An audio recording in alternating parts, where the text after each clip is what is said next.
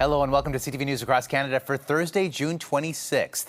We've got the top local stories from coast to coast, stories that affect you and the country. Thanks for joining us.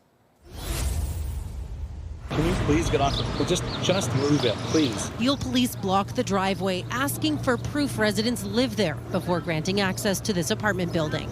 I heard some bang, but I don't know, what was it? It came from the 6th floor, the unit just above Lily Simic. It's just one woman screaming, that's it, and sadly screaming. Police are responding to a call about a family dispute between 3 people just before 10 this morning. The man approached officers. He had a knife, and one officer discharged and fired a single shot, hitting the 35-year-old man in the abdomen. I saw him was on the stretcher or whatever, and I saw the police or whatever. There was a towel or whatever here, and they pressed it a little bit. That's what I saw. The 35-year-old was taken to Sunnybrook Hospital with non-life-threatening injuries. The Special Investigations Unit is investigating, looking at body-worn footage and surveillance video. Preliminary information suggests that the man does have some mental health conditions. SIU says there was some initial conversation between officers and the man, and then the shooting occurred. Police confirm his mother and one sister live in the unit, and he comes and goes. Police have been to this unit before. It's unclear at this point if there's a nexus between those interactions, if it's the same individual that we responded to in prior instances. Jesse Aitchison lives in the unit above them. He would just keep to himself, face down, never disruptive, never argumentative. But then again, he never really communicated or was very communal. Police confirm he's stable and expected to survive. Both the police and SIU investigations are ongoing in parallel. Reporting live, I'm Allison Hurst. Nathan, back to you.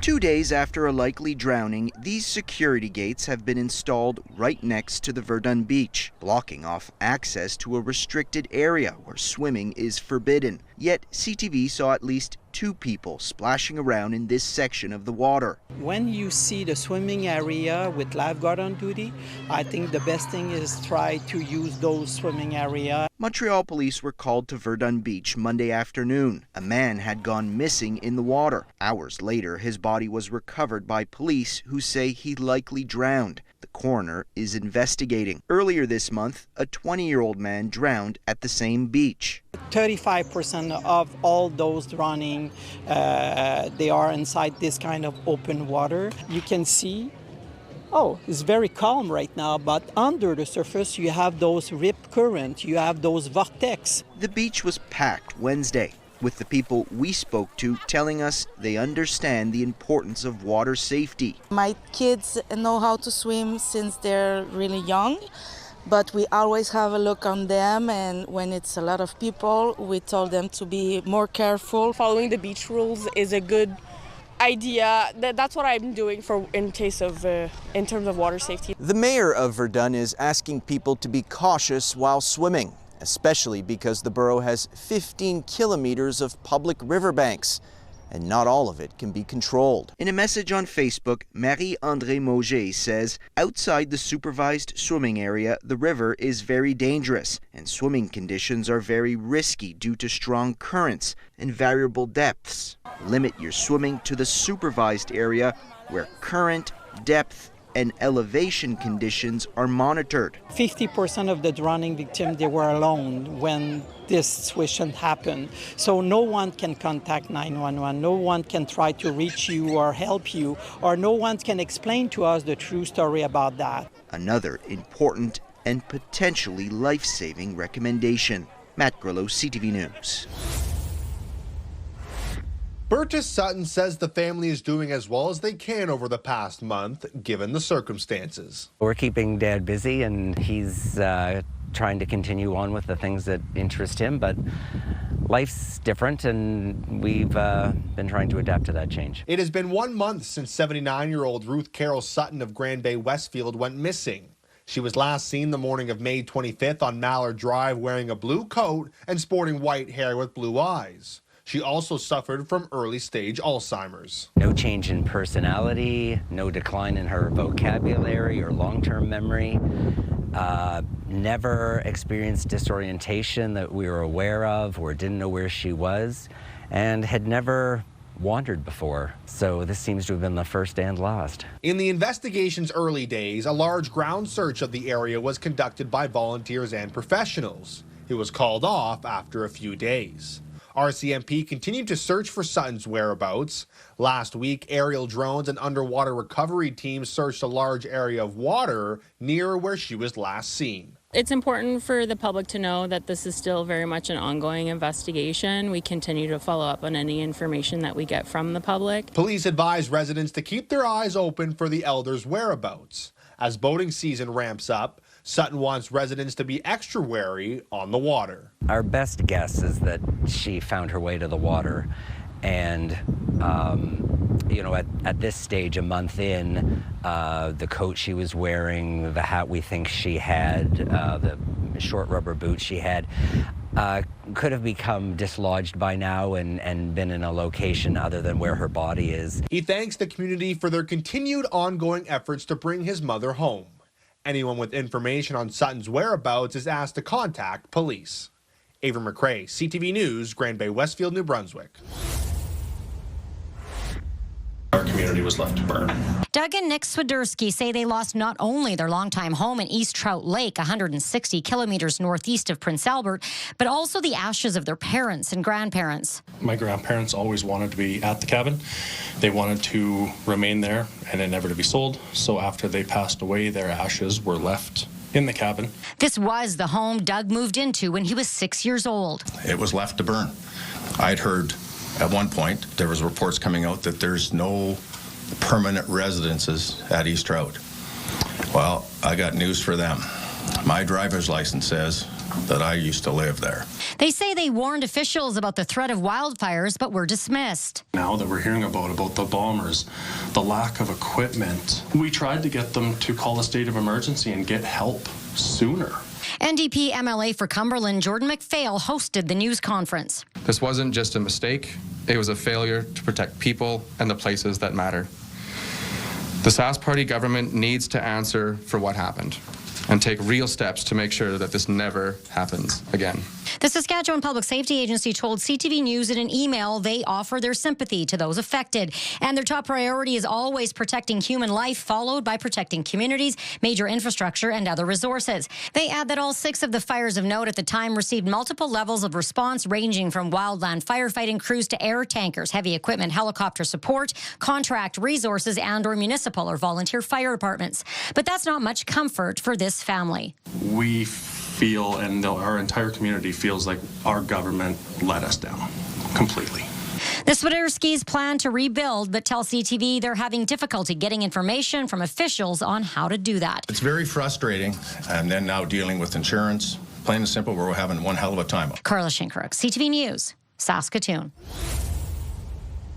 I'm standing in front of the exact barbecue that this customer ordered. It started with a routine order, a high-end barbecue delivered to a customer in Gatineau. But when the customer claimed he never received his order from Capital Barbecue's sister store in Hamilton, that's when things took a turn. The customer called our delivery company to say that they were stepping out to pick up their daughter and asked if the barbecue could be left in the backyard, at the back gate of the home.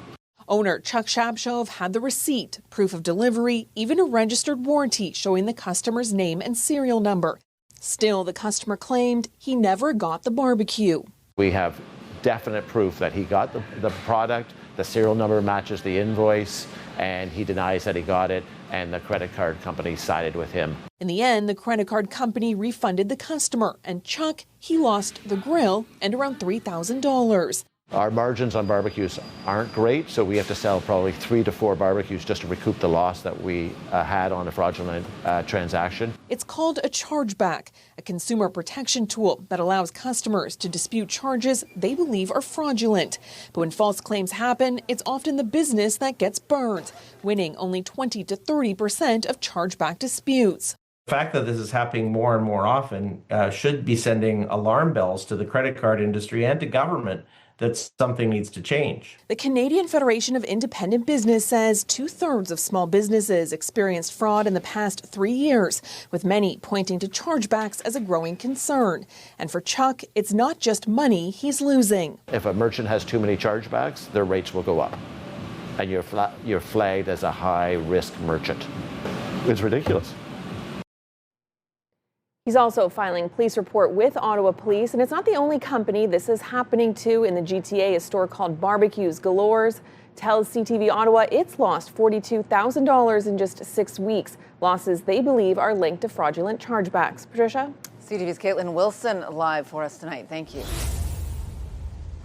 I feel so humiliated. Kazi Amin has lived in Canada for nearly 30 years, and in that time, she says she's never experienced something like this. I think it's 100% Islamophobia. It happened last Friday at the Toronto Pearson Airport. Amin was returning to Winnipeg from a family trip to Bangladesh. She passed through security with no problems at all, but when she went to board her Flair Airlines flight, things took a turn. They looked at the passport and screamed and said, "You don't look anything like your picture. What is this?" Amin's daughter, Sarah Rida, says the attendant took issue with her mother's passport photo taken nearly 10 years ago before she started wearing a hijab. She started to yell and say, "You have to take off your headscarf." Despite explaining it's a religious covering and to remove it in public would be the equivalent of undressing, Amin says she was forced to take off her hijab right there at the gate in front of everyone. I feel so helpless, so humiliated. So I didn't know what else I could do. According to the Canadian Air Transport Security Authority, you don't have to remove a religious head covering unless it causes an alarm during screening. And even then, if a physical search is required, a private room should be made available. But Rida and Amin say none of these procedures were followed. Because of ignorance, I think. They don't know. They didn't get training. Flair Airlines CEO Machi Vilk tells CTV News in a written statement, discrimination of any kind is not tolerated, and we're committed to ensuring every passenger is treated with dignity and respect. Vilk says the attendant in this case is employed by AGI, Flair's ground handling partner. He adds AGI has issued a formal apology to the passenger, and the employee involved is on leave pending a full investigation. It's a response Amin and Rida feel falls short. I do want Flair to make a public apology to my mother and address how they're going to prevent this sort of behavior happening at the airports. CTV News has reached out to AGI for comment and is awaiting a response. So Danton, what does the family do now? Well, Marilee, they've filed complaints with Flair Airlines and Transport Canada, and they're now looking for legal counsel. And they aren't alone. The National Council for Canadian Muslims says they're aware of the situation, calling it a serious violation of religious freedoms and basic rights. It says its legal team is involved, and it will be engaging further on this situation. All right, thanks for this, Danton. Kim and Martin Apple say they have been trying for 12 years to have a baby. They signed up with Alberta-based JA Surrogacy Agency Canada and spent about $20,000 in hopes a surrogate would carry their biological child. But on Friday, they received an email that JA would be closing and all the employees terminated. Makes us feel stuck because we kind of lost not only a financial aspect, but we've lost a little bit of hope and a little bit of our dreams that could have came true. A couple from Ireland told CTV they spent $19,000 with JA Surrogacy to help find a surrogate and cover her expenses. Now they have to start the process all over. Now we're just completely devastated about the whole thing, and then we're really trying to focus on the future instead of the past, but it's very hard.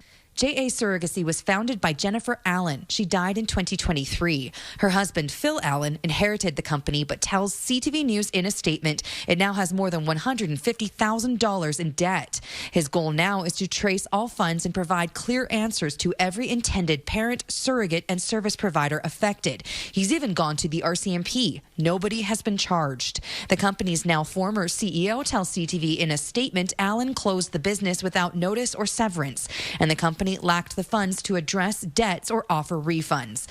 One fertility lawyer says it's likely these clients are left without recourse to get their money back. The key thing is to make sure that the money that's in trust, which is there for the benefit of the surrogate, and managing her expenses through the process, that is protected. Surrogates cannot be paid in Canada under law, but things like hotel stays and transportation can be covered. Agencies are not regulated, and surrogates cannot be compelled to carry a pregnancy as it's not a service or commodity. Fertility advocates say the agency's closure highlights the pitfalls of surrogacy arrangements in Canada. Even regulation, in my opinion, is not going to save that. Companies go bankrupt, and it is tragic and it is awful when it is so hard for this already incredibly vulnerable community to have to experience that. Stephanie Thomas, CTV News, Calgary. A trip to the playground for Celia Hatherley means crossing this busy section of 118 Avenue. You know, it's always the stressful part of the walk because no matter how careful you are, the worry is always they're going to run away from you, and the cars are very fast there. Your speed as a driver is your responsibility, and we're seeing the absolutely horrific impacts of that through the number of fatalities. 10 people have died on Edmonton roads so far this year. We know that speeding's up, crashes are clearly up, but to be clear, those are happening in spaces outside of playgrounds. The city says playground and school zones have high speed compliance and low crash volumes. Starting July 1st, photo radar trucks will be a thing of the past in these zones. In most of them, we're looking at only one violation per hour. So that application of resources is not really getting us the best bang for our buck, given how safety's improved so much in these spaces with our investments over the years. Photo radar trucks only target speeders and do not address other safety concerns that arise. That's why the city will instead focus on improving crosswalks, signage, and installing traffic calming measures. Speed humps can actually reduce speeds up to 13 kilometers per hour. We've also seen traffic volume reductions of up to 27%. Curb extensions, like the ones that you see in this area here, reduce speeds up to 8 kilometers per hour. This section of 118 Avenue outside Highland School is one of 2 selected for improvements this fall. One will test reducing speed limits on arterial roads during school hours, using flashing beacons and bold pavement markings to signal to drivers that they're entering a school area. As a parent, you take all the precautions you can, but there's always that worry that something will go wrong, and anything that the city can do to make our environment safer is always appreciated. The other school hasn't been revealed yet, but will have measures installed to block illegal parking and stopping. Amanda Anderson, CTV News, Edmonton. Some of my frustration about this issue is that there is no proponent. The Premier isn't budging, sticking to his messaging following Alberta's appeals for a new pipeline. There is actually no project here. Asked to elaborate on his position about the privately funded pipeline, Eby says he'd like the feds to focus on nearly $50 billion worth of projects with proponents ready to go. That will benefit Alberta, the Yukon, and all Canadians. I strongly encourage the federal government to pay attention to those projects and help us deliver those projects that are ready to go. Alberta Premier Danielle Smith wants a proposed energy corridor that would stretch from Churchill, Manitoba to Prince Rupert. Despite Eby's dismissal, Smith is confident a private sector pipeline operator will come through and that she's weeks away from finding one. We've been in active conversations with many pipeline companies, and I feel like we're pretty close to having either one or a consortium come forward. Eby has previously said that if Smith found a proponent and funding and assembles a project, then BC, quote, will certainly cross that bridge. Enbridge, one of Canada's biggest shippers of crude oil, weighed in Wednesday, saying it would explore market diversification projects provided there is demand. We will be there to build what is needed for our shippers, for Alberta, and for Canada. That's our job, our mission as a company, but only when the conditions make sense and the right framework is in place. Smith may have convinced at least one party to join her cause, but when it comes to finding an ally in BC, she has her work cut out for her. Isabella Zavarisi, CTV News, Vancouver. A chimney atop South Collegiate Institute bears the scars of a lightning strike. A large crack and crumbling masonry are among the visible damages. The bolt struck the iconic Old South landmark during an intense storm Thursday evening.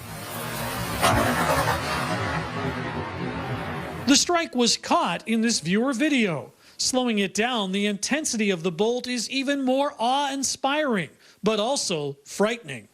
I've never heard something so loud in my life. Lenore Chesworth lives just down the street from the school. I knew something got hit because it sounded like almost like something was cutting through steel. It was so loud. It was even louder for those inside. As it turned out, the high school was about to host an elementary school graduation. It was called off as firefighters arrived. Thankfully, no one was injured. Now, as the graduation was quickly moved to Saunders Secondary School, firefighters inspected the building for damage. What they found surprised them. A roof inspection saw that a large section of that chimney had fallen through the top of the building, landing on the 3rd floor. The discovery solidified the need to cancel exams for the day. Work crews arrived to inspect the chimney and the rest of the building on Wednesday morning. While time will repair the scars, the memory of this rare strike of Mother Nature will live on.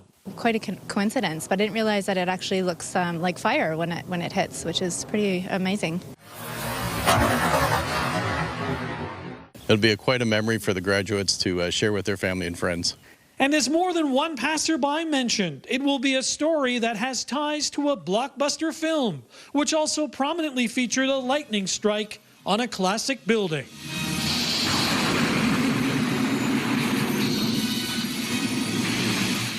I mean, it's kind of like out of a movie. I don't know. It's just, I think a lot of people were saying it was something like Back to the Future. In London, Sean Irvine, CTV News. As the leaders from the G7 nations were talking diplomacy, the crew at 22 Wing Canadian Forces Base had their hands full with the sky above them. The team overseeing Operation Cadence, the Canadian Armed Forces and Royal Canadian Mounted Police security effort for the G7, kicked into high gear when a civilian aircraft violated restricted Kananaskis airspace late morning on June 15th. I'm synthesizing information from our CMP, from our higher headquarters in Winnipeg, coming down to us, and then transferring that to the team in the weapons section. Lieutenant Glenn Butler saw the plane on his radar cruising in a no-fly zone. That's when the crew scrambled to get in touch with the pilot. We started kind of going up with our initial compliance, trying to reach him over the radio, tell him he was approaching restricted airspace, trying to get him to turn away. Canadian Forces members started training for the G7 5 months before the summit took place. Despite that, they were still a little surprised to find the single-engine Cessna-styled aircraft flying in restricted airspace around 1 p.m. local time that afternoon. It was a stressful situation. There was a slight moment where we kind of all looked at each other like, okay, we're really doing this. But after that moment, we all kind of flipped the switch, locked in. Military officials and the RCMP say multiple steps were taken to get the pilot's attention. So 2 CF-18 Hornet fighter jets were scrambled out of Cold Lake, Alberta, to intercept the small plane. I was on scope, so I directed the fighter jets, turn to this heading, go to this altitude, and go this fast. Mounties note the fighter jets employed final warning measures to contact the pilot and have them safely land. Eventually, the pilot complied and landed in the RCMP's intended landing ground in Brooks, Alberta. The Royal Canadian Air Force says it was pleased with the dedication of the entire team, keeping a watchful eye on the sky while the politicians debated. It's easy to just get focused in on the people actively controlling the aircraft. They're doing the mission from the operations floor, but we have techs keeping all of our systems running while it's going on. We have support staff. At this time, RCMP note it appears it was a wayward flyer, but the incident currently remains under police investigation. Eric Tashner, CTV News, North Bay.